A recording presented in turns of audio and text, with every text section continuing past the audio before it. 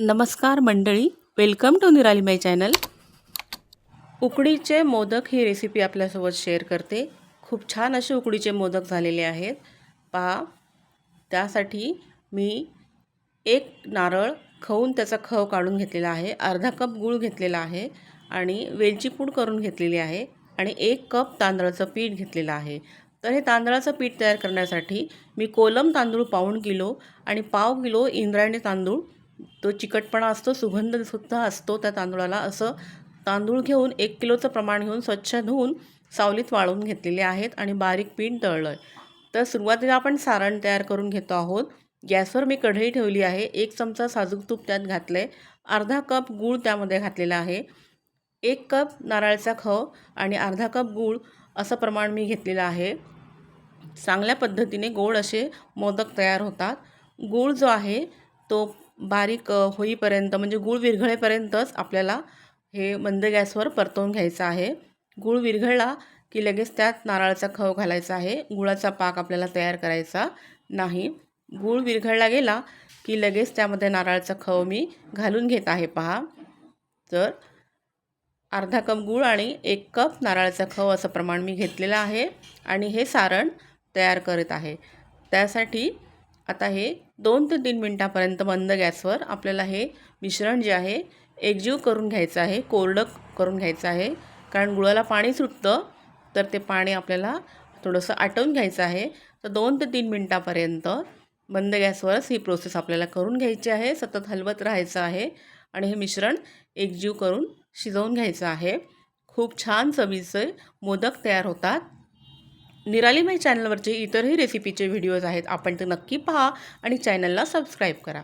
तर आता हे मिश्रण छानपैकी कोरडं झालेलं आहे पहा, छान गोळा तयार झालेला आहे। तर 2-4 मिनिटापर्यंतच हे मिश्रण आपलं तयार होत असतं। तर त्यामध्ये आता हे वेलची आणि जायफळाची पूड घातलेली आहे अर्धा चमचा आणि पुन्हा हे मिश्रण सर्व एकजीव करून घेतलं आहे, हलवून घेतलं, मिक्स केलं आणि आता हे थंड होण्यासाठी ठेवायचं आहे। तर 1 कप तांदळाचं पीठ जे घेतलेलं आहे त्यामध्ये आता मी चिमूटभर असं मीठ घातलेलं आहे। मोदकाची पिठी तयार करण्यासाठी पहा, गॅसवर मी कढई ठेवली आहे, त्यामध्ये पाऊण कप पाणी आणि पाव कप दूध असं प्रमाण घेऊन 1 कप असं ते तयार केलेलं आहे आणि ते दूध पाणी एकत्र मिश्रण गॅसवर मी कढईमध्ये तापवत ठेवलेलं आहे। त्यामध्ये 1 चमचा साजूक तूप घातलेला आहे, त्यामुळे पिठीला छान ग्लेस येते आणि मऊसूत असे मोदक तयार होतात। आणि ते पीठ कोमट झालं की मग त्यामध्ये हे तांदळाचं पीठ घातलेलं आहे, किंचित मीठ घालून, आणि आता हे मिश्रण चांगलं आपल्याला फेटून घ्यायचं आहे। मंद गॅसवरच ही प्रोसेस करायची आहे। तर छानपैकी त्याच्या गाठी या मोडून घ्यायच्या आहेत, एका हाताने कढई धरून एका हाताने पळीनेच याच्या गाठी मोडून घेतलेल्या आहेत पहा। गाठी मोडल्या म्हणजे पीठ एकजीव होतं, चांगलं घेरून घेतलेलं आहे आणि गाठीसुद्धा मोडत आहे। अशाच पद्धतीने हे पीठ तयार करायचं आहे आणि मंद गॅसवरच ही प्रोसेस आपल्याला करायची आहे। गाठी मोडून घेतल्यानंतर पीठ हे आपण झाकून ठेवणार आहोत। तर पळीनेच मी तांदळाच्या पिठाच्या या गाठी मोडून घेत आहे पहा। 1 कप जे दूध आणि पाण्याचं मिश्रण होतं त्यामध्ये हे 1 कप तांदळाचं पीठ छान मिक्स झालेलं आहे आणि ते आता सगळ्या गाठी मोडून झाल्यानंतर झाकून ठेवलेलं आहे पहा। ते एक 10 ते 15 मिनिटापर्यंत आपल्याला हे पीठ झाकून ठेवायचं, म्हणजे ते चांगलं मुरलं जातं। आणि मग झाकून झाल्यानंतर 15-20 मिनिटानंतर पहा, ते असं काढून घेतलेलं आहे, पिठाचा छान गोळा झालेला आहे। त्याला तुपाचा हात लावून परत फेटून घ्यायचं। आपल्या हातालाही तुपाचा हात लावला म्हणजे चांगलं ते मिक्स होतं आणि आपण हे चांगलं पीठ जे आहे तांदळाचं मळून घेत आहोत। 10 ते 12 मिनिटापर्यंत हातानेच हे पीठ मळून घ्यायचं, म्हणजे त्या पिठाच्या मोदकासाठी जे आपण पारी तयार करतो ते खूप छान तयार होतात, कळीदार, तुटत किंवा फाटत नाहीत। त्यासाठी हे पीठ एक 10 ते 12 मिनिटापर्यंत हातानेच चांगलं मळून घ्यायचं आहे जोर देऊन।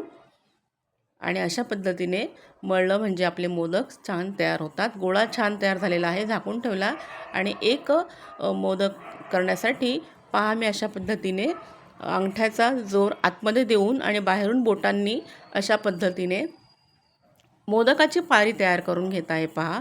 आणि त्यामध्ये थंड झालेलं खवलेला गूळ आणि खवलेला खोबरं याचं सारण आपण त्यामध्ये भरत आहोत। तर अशा पद्धतीने आकार देत देत, पारीला आकार देत आपण त्यामध्ये सारण हे भरून घेणार आहोत. तर 1 कप तांदळाच्या पिठामध्ये जवळजवळ 10 मोदक हे उकडीचे झालेले आहेत. आणि बाहेरून चिमटीचा आकार देत त्याला मी मोदकाच्या ज्या कळ्या असतात त्या पाडून घेत आहे. पहा, आत असं वाटीचा आकार तयार झालेला आहे आणि बाहेरून चिमटीने ते मिश्रण घेऊन मी बोट आणि अंगठ्याचा वापर करीत अशा पद्धतीने कळ्या देऊन घेतलेल्या आहेत. थोडं सुबकतेचंच काम आहे हे, थोडासा वेळ लागतो, पण मोदक खूप छान चवीचे आणि आकाराचे तयार होतात. या ठिकाणी आपण साच्याचा वापर केला तरी देखील चालतो. तर पहा, 1 चमचा सारण त्यात घालून अशा पद्धतीने कळ्यासुद्धा मोडल्या जायला नकोत आणि मोदकसुद्धा चांगला दाबून तयार व्हायला हवा. अशा पद्धतीने मी सुबकतेने आकार देऊन मोदक तयार केलेला आहे. पहा, खूप छान मोदक तयार झालेला आहे. अशाच पद्धतीने मी सर्व मोदक हे तयार करून घेतलेले आहेत. तर 10 मोदक तयार झालेले आहेत.